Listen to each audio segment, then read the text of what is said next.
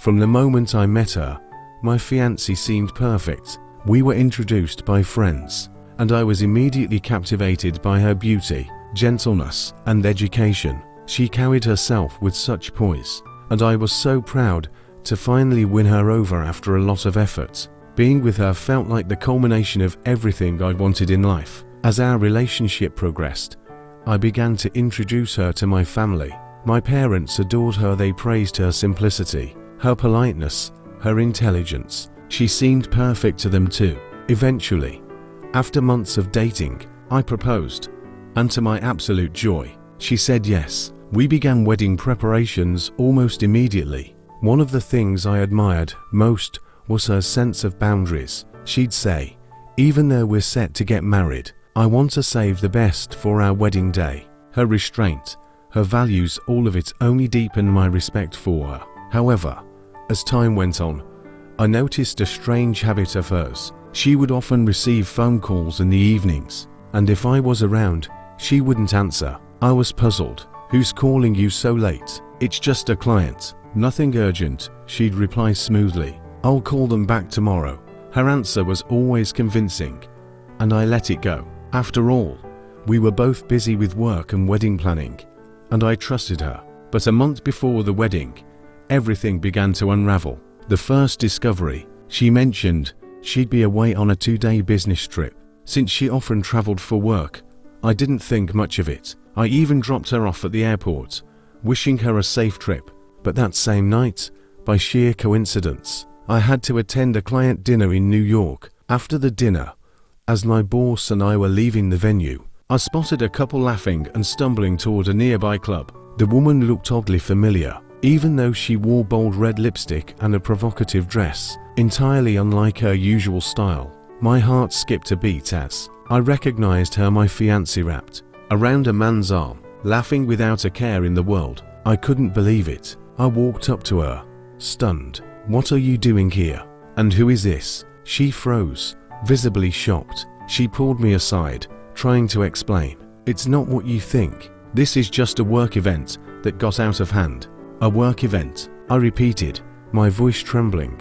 "This doesn't look like work. You said you were on a business trip, not clubbing with strangers." Her face turned defensive. "Maybe if you weren't so controlling, I wouldn't feel like I had to hide things," she snapped. "You're always asking who I'm with, where I am. Sometimes it's too much." I was stunned by her audacity to blame me, but she softened almost immediately, sensing my hurt. "I'm sorry. I just needed a break. Planning the wedding has been so stressful. I swear, it was just this one time." In my heart, I wanted to believe her. I left that night, deeply shaken, but against my better judgment, I decided to forgive her. She called me endlessly, begging for another chance, swearing it would never happen again.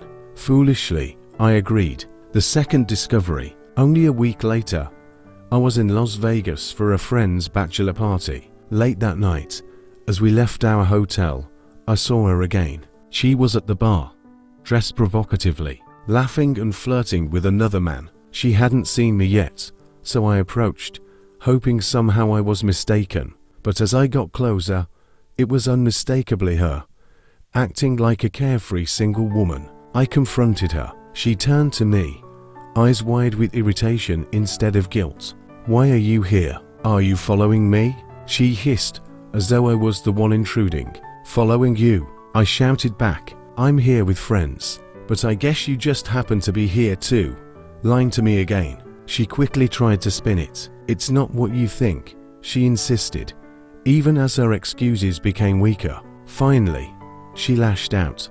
"Maybe if you were more fun, I wouldn't feel the need to look elsewhere." Her words cut me deeply. I had thought my love was enough, but clearly, it wasn't enough for her. Yet, once again, I let it slide. I told myself I was holding on to the person I thought she was, desperate to believe that this version of her wasn't real.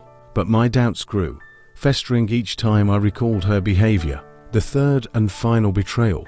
About a week later, while at a work event in Miami, I saw a social media post tagged with her name. She was at a penthouse suite party with yet another man, laughing as though she didn't have a care in the world. I couldn't believe she was so shameless, living a double life, while pretending to be my fiancée. When I confronted her, she put on an innocent face, saying, "It was just networking for work. Why are you making this into something it's not?" I felt my heart break. "I'm done," I said quietly, my voice thick with emotion. "This time, I mean it. I'm done with your lies." She tried to manipulate me one last time, her voice growing pleading.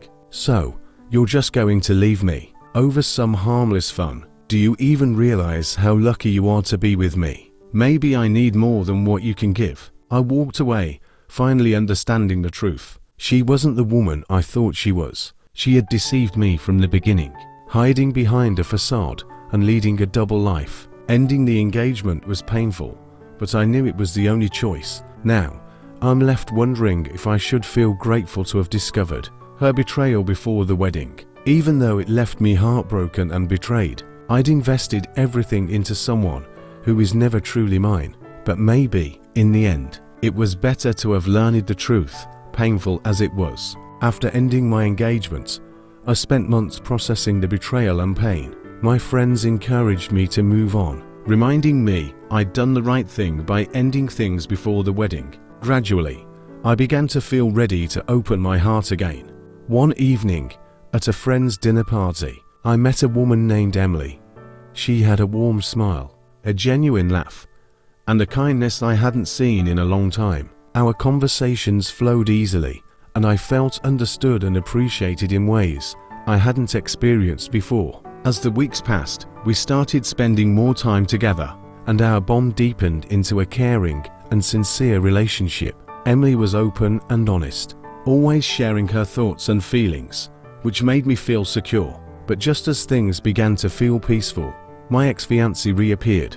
One day, as Emily and I were having lunch, I noticed her sitting across the cafe, glaring at us. She walked over, feigning friendliness, and started to talk about our past relationship in front of Emily, hinting at personal details and casting doubt on my character. She tried to appear as though she was simply catching up, but her words were loaded with innuendos meant to undermine my new relationship. Emily looked confused, but stayed polite. After my ex-fiancée left, I explained everything to Emily, who listened calmly. "I trust you," she said, squeezing my hand, reassuring me that our connection was stronger than any attempts to sabotage it. But my ex wasn't done. She began leaving cryptic comments on my social media posts, tagging Emily in old photos of us together, and spreading rumors among mutual friends.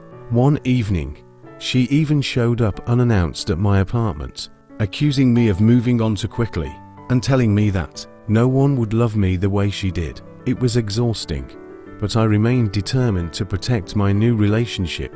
Together, Emily and I decided to take a break from social media, focus on building our life together, and avoid the drama my ex tried to stir up. With each day, our trust grew stronger, and we learned to rely on each other through the challenges. Eventually, my ex's efforts lost steam. She faded from our lives, finally accepting that I was truly happy with someone who cherished me and treated me with respect. Emily and I continued to grow together, and I found peace knowing I'd finally moved on with someone who valued honesty and loyalty as deeply as I did.